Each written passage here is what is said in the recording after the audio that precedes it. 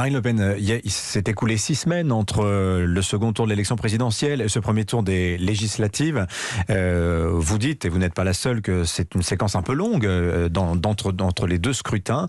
Ceci dit, on pouvait faire des choses. Regardez Jean-Luc Mélenchon. Depuis plusieurs semaines, il est au premier plan du débat. C'est lui qui anime, c'est lui qui embrase la campagne. L'opposant numéro 1, finalement, à Emmanuel Macron, c'est lui, hein. Non, mais il y a une forme de fascination des médias pour Jean-Luc Mélenchon. Il y a toujours une forme de complaisance dans les rédactions, d'ailleurs, pour ce personnage. Et plus il raconte n'importe quoi, et plus cette fascination grandit. Donc, il a vendu quelque chose qui n'arrivera jamais, à savoir sa possibilité d'être Premier ministre.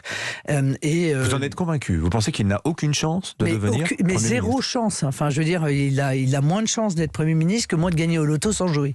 Voilà. Donc, il y a zéro chance pour qu'il obtienne 290 Mais pourquoi n'aurait-il pas de chance? Parce que Emmanuel Macron ne le nommerait pas? Ou est-ce qu'il n'a aucune chance de conquérir une majorité? Mais aucune chance de conquérir une majorité. Aucune. Pour une raison simple, c'est qu'on se retrouve aujourd'hui avec un paysage politique avec 3 blocs. Le bloc macroniste, le bloc gauche, extrême gauche, et le bloc Rassemblement national. Voilà.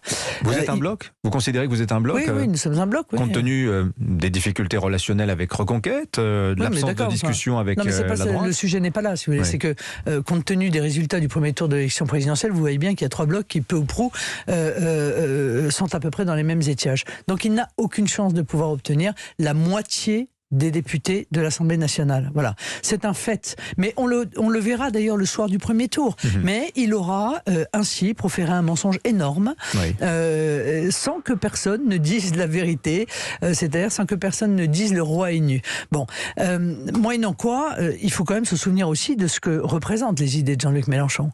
Les idées de Jean-Luc Mélenchon, c'est désarmer la police, c'est la mettre systématiquement en cause, c'est la régularisation des clandestins, tous les clandestins, c'est sortir les délinquants et les criminels de prison, au motif que les pauvres, ils sont les victimes de la société. Enfin, vous connaissez toute cette vulgate gauchiste très connue.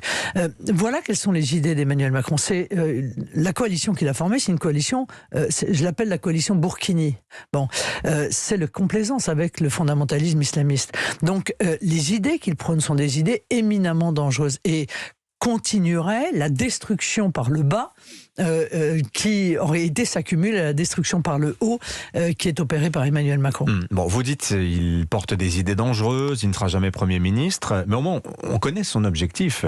Quel est le vôtre, Marine Le Pen, dans ces législatives? Mais moi, mon objectif, c'est d'avoir l'opposition la plus puissante face à Emmanuel Macron, mais pas une opposition qui va le pousser dans les pires de ses politiques. Au contraire, qui va bloquer les pires de ses politiques. C'est-à-dire une opposition qui va réclamer la maîtrise de nos frontières, qui va réclamer qu'on arrête avec cette immigration massive et anarchique, qui va réclamer de la fermeté, de la sévérité par la justice contre les voyous, qui va réclamer le retour de la souveraineté, c'est-à-dire la capacité pour le peuple français à décider pour lui-même. Et surtout qui va défendre le pouvoir d'achat, parce que vous le savez, le pouvoir d'achat est en train de s'effondrer, le tsunami de l'inflation arrive, hein. Nous n'en sommes qu'au début, hein. On a subi que la première vague, il y en a d'autres derrière, probablement plus importantes.